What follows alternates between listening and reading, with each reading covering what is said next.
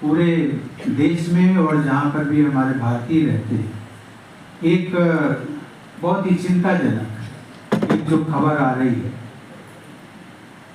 तिरुपति तिरुमाला प्रसादम का।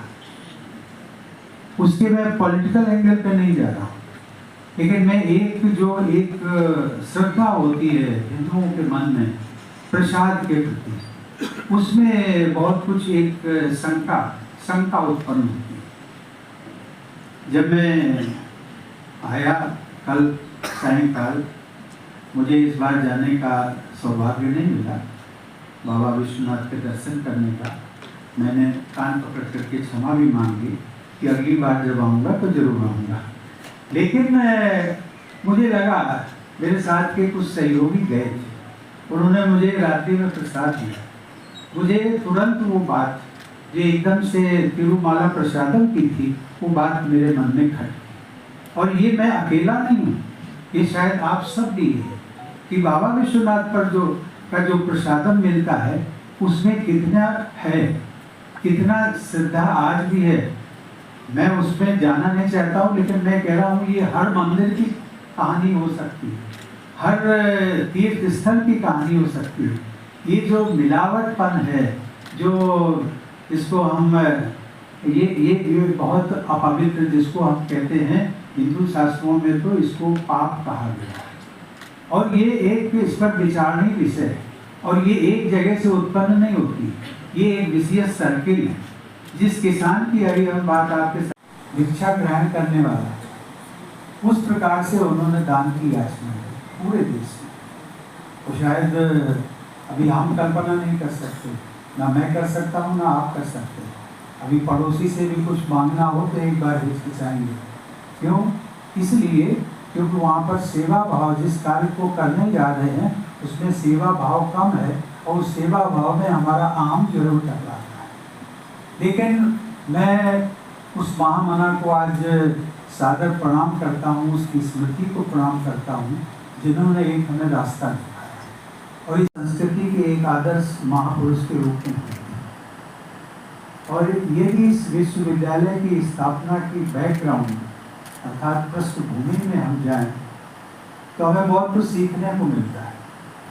उन्होंने अकेले दम पर पूरे देश में भ्रमण करके एक इतने विद्वान और उच्चतम कर बहुत लिमिटेड रहता है देवी और सज्जनों। यह अप्रोच भौतिक विज्ञान में तो काम कर सकती है, लेकिन अगर इकोलॉजिकल, सोशल और बायोलॉजिकल सिस्टम की वर्किंग में भी ऐसी लिमिटेड अप्रोच का प्रयोग किया तो ये बहुत हानिकारक साबित हो सकती है। ये और इस प्रकार की कई अन्य ऋचाएं गाय के गोबर और गौमूत्र की अनंत उपयोगिता को स्पष्ट करते हैं।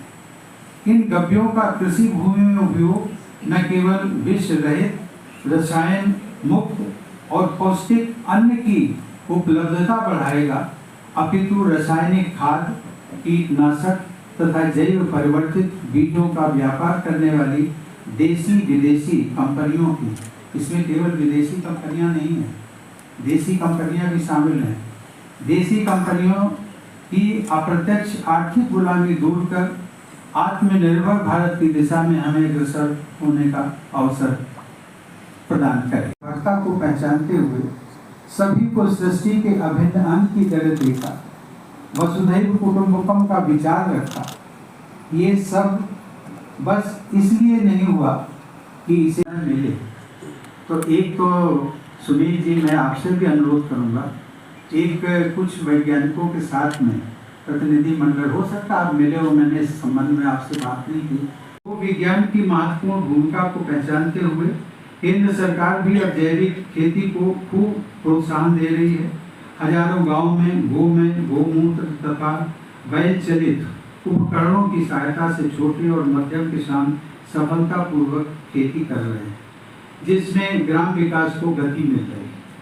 मुझे ज्ञात हुआ है कि ग्राम विकास के इस अभियान में अनेक स्वयंसेवी संस्थाएं जैसे बंगाल का गो सेवा परिवार, मध्य प्रदेश के सेंधवा स्थित एकल विद्यालय, गायत्री परिवार, महाराष्ट्र के कोल्हापुर में कनेरी मठ आदि उल्लेखनीय कार्य कर रहे हैं। ये सभी कार्य प्रशंसनीय हैं। देवी और सज्जनों, हमें एक राष्ट्र हित का कार्य मानकर और इसे ईश्वर की उपासना के समकक्ष मानकर इस कार्य के प्रति पूर्णतः समर्पित होना पड़ेगा। जब भी आप सोचें इस प्रकार का जन जागरण चल रहा है, अभी भी चल रहा है, उसको बड़े पैमाने पर उसको गति देने की जरूरत है। एक उसमें है